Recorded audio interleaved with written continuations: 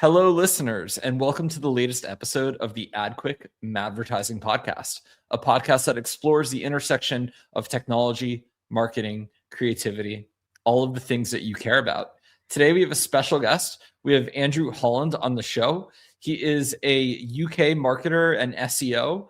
He's actually a former police officer and has worked on investigations, which I think is really cool. He has really interesting thoughts online about our sector. I actually saw some of his posts on LinkedIn and thought he would be a great guest on the show. He agreed to come on. He's right now director of SEO at JBH, and we're lucky to have him today. Andy, welcome to the show. Thank you, Adam. Thank you so much for the invite. And hopefully I'll share some things that are going to be useful for your listeners. Totally. So let's start off. You're based in England, and I used to work at a company that had their headquarters in Millbank Tower. So I used to go to London all the time for work, and I love the creative marketing and ad scene over there. What's going on over there these days? How is the vibe working in England? Is it still fun and creative? Is everything still really, kind of a cool space? It always felt like New York to me whenever I was over there. I think it would depend on who you ask is how things are going in England. I think as a country, we have a lot of struggles at the moment, generally driven by cost of living crisis. And that's fed into the job market. It's definitely fed into the marketing world. And it's generally fed into the just doom and gloom that we have in the country. So I think there's a lot of creativity, a heck of a lot of talented people out there. I think the job market in marketing has a lot of systemic problems with it. So I think there will be people who are very excited about what's going on in the UK. There are people abandoning the UK to fly off and base themselves in different climates. So we have a lot of problems, but and we have a lot of good things going on as well. But I think globally that's the same globally from what I see.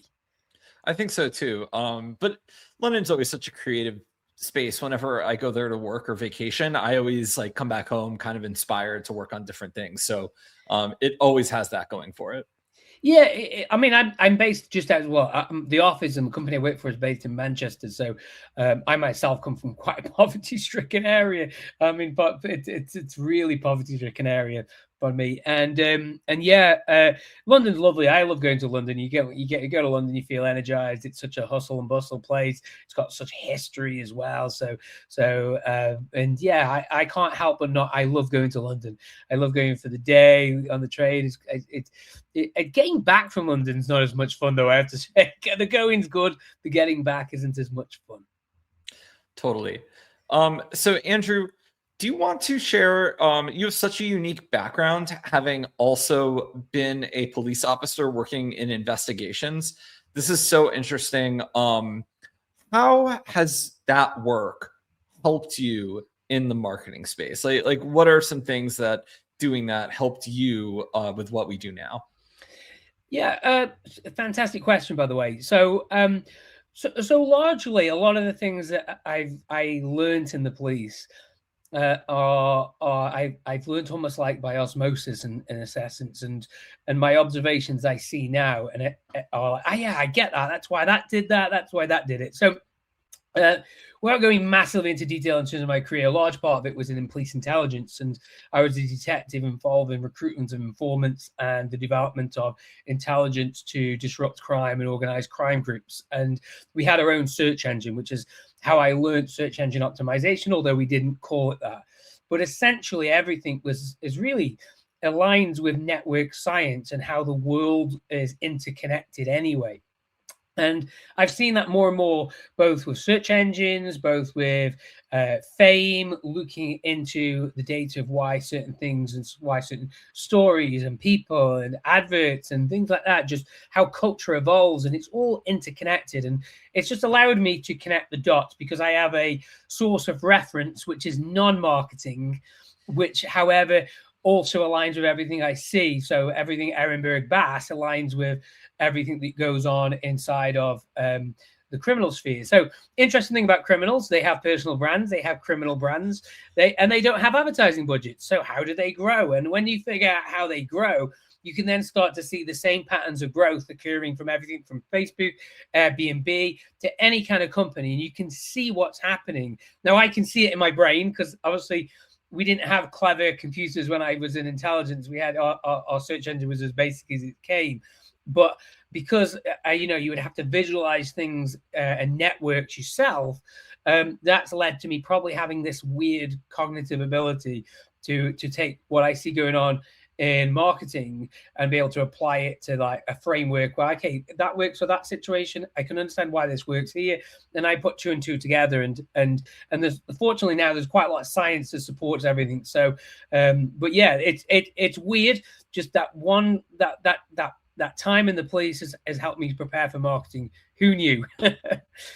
Yeah, it's really interesting. There's a whole tech stack now for intelligence services that a lot of it does remind me of the type of software we use. The marketing sector kind of gets a critique for being a little bit like too sort of surveillance like in looking at what everyone does. And some people don't like that. Some people love it because they get great content and great ads that actually like is relevant to them.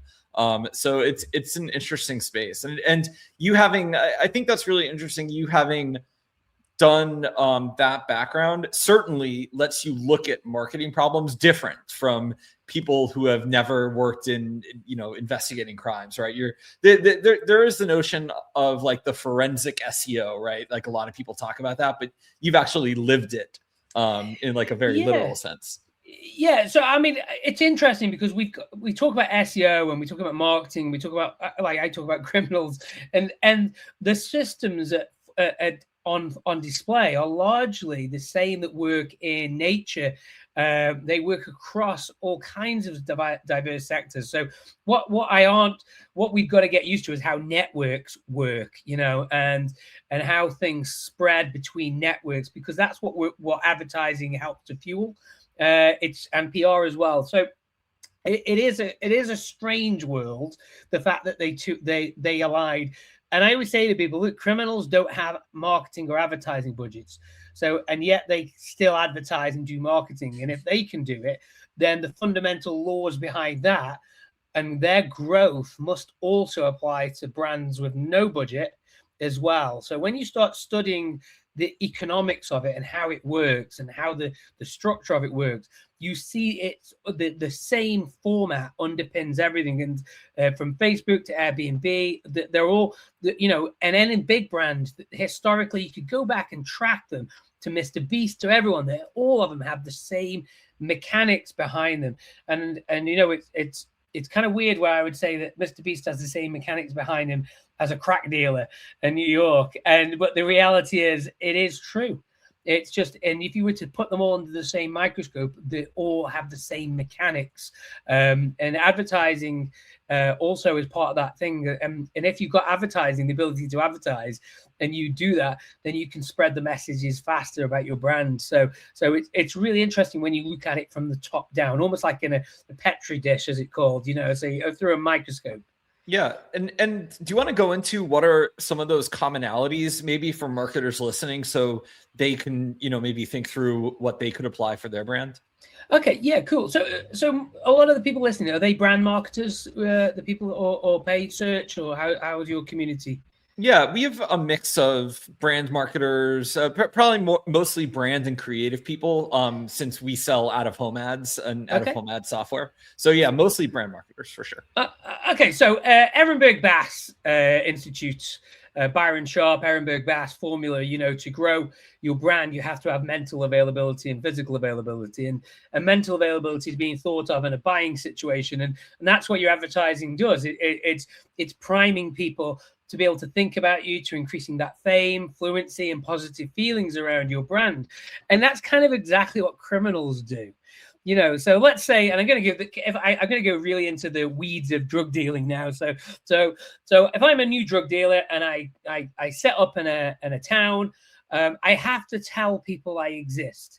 And I don't have any budget, but time is my budget and resources my budget, and also not wanting to get caught is part of the problem.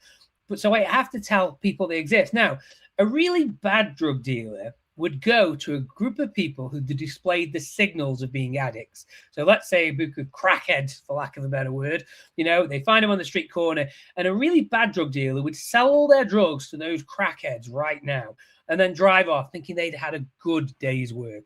Now, that's equivalent to paid search, okay? So what you're doing is you're literally putting your product in front of buyers right now, but you're not growing any network. You're not growing your network in any way, shape, or form. A really good drug dealer would go around and sell some drugs, but also seed the network with their brand. They would give phone numbers to various people. They would go around to certain people. They would find people that could talk about their brand, their ability to sell drugs, and maybe give a bit of money to influence them, maybe give them some free product. And they build their infrastructure, their network, starting off on a small network first, and then expanding and expanding and expanding out. That's no different than advertising. So what you're doing with advertising is you're telling people you exist. The thing is, you can't waste money in advertising when you've got little budgets, and that becomes a strategic problem. If you look at how Facebook grew, Facebook did exactly the same. It worked on Harvard first, the Harvard campus, the Harvard EDU, and then it grew from network to network. Same with Uber, same with Tinder.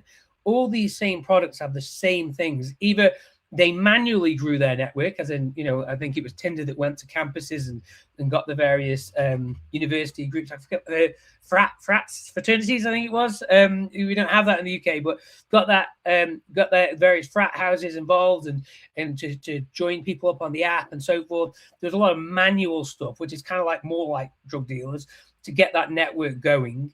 And then brands, bigger brands that have got more budget, they advertise and they're reaching people. They're building that mental availability. So when the need comes for the product and they come into the market, they use their first search engine, which is their brain. They go and search their brain, and then they think, oh yeah, great. And even if they don't remember the brand because we're forgetful, then you go and search for something and up flows that brand. There's a recognition there. I've seen that brand. So that's going to increase the likelihood that you're chosen. So all drug dealers are very good brand and network marketers, and that's what they build, their network of infrastructure, which is the same with advertising, and I'm sure it's the same in nature in lots of different ways. Totally. I love that analogy. And so, Andrew, another question I had for you, because you're an SEO and I've read a lot of your thoughts on search, is is AI changing search? And how is it changing it, and maybe how is it not changing it? This is definitely a question a lot of marketers are, asking their peers right now. You pay attention to all of this very closely. So what is your take on AI in search? Okay, so there's lots of different elements to this. So say you're an e-commerce specialist and you have agentic shopping feeds and things like that. And I think what's happening here is twofold. One, you're getting into a world where if you sell an interchangeable good that's not got any fame, you are going to be cut short on price. So suitcase A versus suitcase B. Who is the cheapest minimum viable product that I can get based on specs? You absolutely, as a marketer, want to increase the amount of brand search you get, which is the amount of brand advertising, because that is the moat. Your brand is everything. How much people are searching for you? What's your share of search like compared to the other category players? So that is the defense. In brand marketing and PR is where advertising, PR, everything comes back to advertising and PR now. Brand advertising, brand PR, it all comes back. So where does AI search fit into this? So you've obviously got your agentic things for low-end products. Like, I don't really want to have to do my shop at Tesco's. I should be able to get AI to do all that for me pretty easily. I don't want to find and go through tons of hotels to book my next holiday. I want to find some really good hotels that meet my needs. So AI empowers the consumer to find exactly what they want. Then the other side is AI is an influencer. So I like AI to Kim Kardashian, but it's the influence layer for everyone. It's the first interaction point from now on. So whereas it's gone from us walking down shelves. So I would say to people, Google, if you think about the 4 P's of marketing, SEO is about place. You are putting your brand on the place in a digital aisle, on a shelf in that digital aisle. And paid search, you can pay to be on there. Organic search, SEO, is the cost of being in the grab line. The biggest, most lucrative clicks go to organic. We know that. So you want to be on the shelf. That's what you're paying. That's no different than supermarkets having to pay a slotting fee, or brands having to pay a slotting fee in current supermarkets. And that's been the norm for a long time. So what changes is AI becomes this influencer. So imagine walking into the supermarket and you have a personal shopper and you say, oh yeah, so I'm looking for a new coat for winter. And, I just want something I can, to put on, walk the dogs in.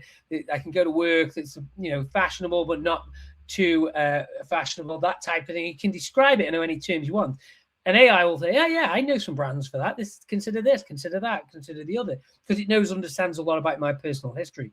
So what we have is this AI first level. And AI on a granular scale grounds itself in search. It also has training data, and it thinks of problems differently. So if fishing was SEO and you put your fishing rod into the lake or into the sea and you caught one thing per keyword, the actual AI or GEO, whatever you want to call it, is more like industrial fishing trawling. The AI goes up and scoops up a ton of websites and then evaluates each website, product, brand, different criteria, and to suggest you as a brand or a product or service to the consumer. Again, you can't really win this by mega refinement. It's just, that's not the game. There will be some granular examples where people have done X and achieved Y, but largely it all forms back to PR, marketing, search fundamentals. Yeah, getting your website ship shape and making sure that's right, making sure your products and merchant descriptions, all those kind of things matter. But AI really rewards brands and being known for something. So good copywriting, a product copy, good product copy, good influencer strategy, get talked about, get others to talk about you, all those kind of things. And ultimately, when it comes back to advertising, being searched for is still the biggest defense against this entire thing. Yeah, I love that. And one of the things I love what you said about it comes back to people knowing about your brand. I've said to people for years that all of marketing and advertising is going back to its roots, and all of the little hacks that we had along the way over the years to like get quick attention and get quick hits. The big tech companies are closing those off and consumers are getting smarter, and it's all ending. Like, people want to buy high quality products from high quality companies, and that's what you want to be known for. And everything else, like if it fails, it kind of deserves to fail because it probably wasn't that good in the first place. So it makes me optimistic about the future when I hear marketers say things like this, because it's different than what people have said over the past decade. Yeah, I mean, look at the platform. So a good example of LinkedIn, by the way, which I'm sure we connected via LinkedIn. Yeah. But so LinkedIn currently reach is declining. I mean, mine's 30% year on year down, and I could do things that would change that, and I'm sure I could play a better game on LinkedIn, but I just don't play that game. I play the game of just telling things the way I want to say it, and I give people options for thinking differently. LinkedIn algorithm change. It's AI based. It's interest based, and the mechanics behind that are quite simple. They've sucked everybody in because it's an economic place. There's nothing else. They don't have competitors. It's not like Facebook, TikTok, and the rest of them, which they're scaling to the whole planet. LinkedIn has a very fine number of resources. It's people who can use LinkedIn for economic gain. There's not every worker can. John, who's the engineer down at the local factory, he isn't going on LinkedIn. It's a certain type of consumer that goes on LinkedIn because you want to generate revenue or economic benefit, and they know that. So what they've done is they've added that you have to pay for premium to get more options like newsletters and things. Okay, well then you've also now I've got the boost button on every single post I can quickly boost it to get more reach. And they've monetized attention because they've got you hooked. There's no competition. They've got as many people as they need and more people joining. Great, but they want to monetize that reach. And that attention scarcity goes all the way back to the days when we only had a few TV channels. I mean, Britain, when I was a child, we only had 4 TV channels. I remember when we got the 5th, it was like incredible. And essentially that's going back to that kind of era where there was only a few newspapers, there was only a few TV channels because attention is scarce. So you're going to have to do a lot more to get the attention and to build that brand, and budgets are going to have to change. So we're going to have the era of free is largely declining, and the era of not wasting money is here, but obviously effective advertising strategies, effective PR strategies, being present where buying happens. And a lot of that all comes back to advertising and PR. Doesn't matter what you do. It's the advertising and PR you do in the real world will now feed into these algorithmic places. And that's what you've got to do. It's the effort is going to have to change. You want things that get talked about, differences. You want to create noise. Whereas before you used to be able to go on a platform and write something really clever. Now it's going to be about what you do in the real world and bring that into the platform because that's going to create that interest. I love that. And yeah, one other thing going back to kind of the roots of internet marketing is I stopped blogging for like probably a 6-year period. And now I started again and I've built an email list and my email open rate is consistently like 50 to 60%. This is my personal email. I do, work emails for our company too, but I'm more incentivized to send emails than I am to post on LinkedIn because LinkedIn shows my post to like 5% of my following. So it's like, I'd rather just send directly. So, that's another thing that's kind of gone back to its roots. And it's a great channel because I'm not having to pay LinkedIn or a big tech firm a bunch of money to show updates and ideas to a list. So I agree with showing up on LinkedIn. I just, if I'm especially if I'm a smaller business and I can't afford, to boost posts, I would be building an email list right now too, and serving content to them daily.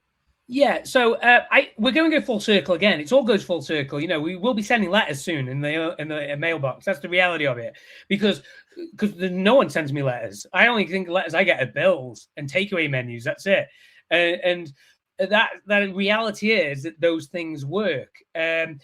Because you've got a scarcity of noise in the letterbox, so why not use that again? It's just the cost of the letter and so forth, and that goes back to everything. Everything goes back in time. So I think what brands should be doing now, smart brands, is building direct to consumer relationships. So email's hard, and email's going to get harder because Google's going to be introducing AI aspects into your Gmail that actually are going to reduce the ability to get your sales message to them. That's the thing. So you arguably need to be somebody that the emails are really helpful and stand out and deal with their interests. And again, you want to be somebody that's searched for. There's no defense to this other than brand marketing. Brand marketing and PR is the only defense to an AI-driven world. You have to do things that get people searching for you, whether that's creating content. And you can create content that people come and search and people look for because it's that good and it's that helpful. I've been on Seth Godin's email list for probably the best part of over a decade, and well over that, maybe even 15 years or something like that. And I don't open every one of Seth's emails, but he sends one every day. And I'm still on the email list. I'd never leave it. But sometimes I go to Seth's site and I utilize some of the things, and it helps my strategic thinking. And there's loads of people's emails that I get that I ignore. Some I signed up for things I don't want to, that were just useless. So I think, generally speaking, we're going to have to do that direct to consumer thing, which is the email is going to be part of that. But I also think it's going to go further. How do you get tech on people's devices? How do you get actual acquisition inside the home? How do you get, like you talk about out of home advertising? That's physical distribution of a digital asset in the real world. We're going to see that. And of course, generative worlds aren't even out of there, out yet in the open, and they're going to come. So the idea that you've got Roblox and Minecraft and things like that, there's going to be real worlds that people interact with digitally and spend time in. And it's going to be interesting. Attention is going to be so all over the place. So it's a scarcity of attention. So that direct to consumer relationship goes back to digital PR, goes back to PR full stop, goes back to branded advertising. And true to so I've been watching a little bit more TV just lately in the mornings, and there's more adverts coming on. And ultimately, the streaming platforms are now putting ads in, aren't they? So even if you get a deal, so I've got Paramount Plus, and it came free with my Sky TV subscription, which I have to pay for, and I get it free. But also they have advertisers that I can't scroll past, 60 seconds of advertising. Well, suddenly that becomes incredibly expensive and useful real estate for ads. And I'm seeing TV ads more and more and more. And because they're catching me in the places where my attention is. And I'm looking at that ad and I'm thinking, oh, that's got me. The music's got me, or something like that, or the platform. I can't move. I'm waiting for this show to come on Paramount Plus, and I've loaded it up and downloaded it to put it on and streamed it. And there's an advert for 60 seconds that I can't escape past. Yeah, that's the world we're going to live in, I think, in the future. And for good advertisers, good creative advertisers, and good PRs, I think the future is very, very positive. And so this brings us, Andrew, to a question I ask all my guests. And so what advice are you giving young marketers who are just entering the industry to succeed in the new world that we're talking about? Wow. Okay. So this is a deep one here. So I'm afraid we are currently existing into fake it until you make it, or get rich, or lie trying. And the latter, which is a book title. So we've seen a lot of things, and they were sort of highlighted by the Fire Festival, if you remember that went that disaster. And I think the youngsters today are growing up in a society which is very confusing for them. One, how are they going to own houses is a massive problem. Jobs are scarce for younger people. It's hard to break into careers and marketing these days. And there's a lot of fake influencers out there saying they've earned X and doing Y and sharing a lifestyle that's glamorous, that reality isn't there. So they're creating what's called pseudo events, or pseudo information, and that's a PR technique from well into the 60s.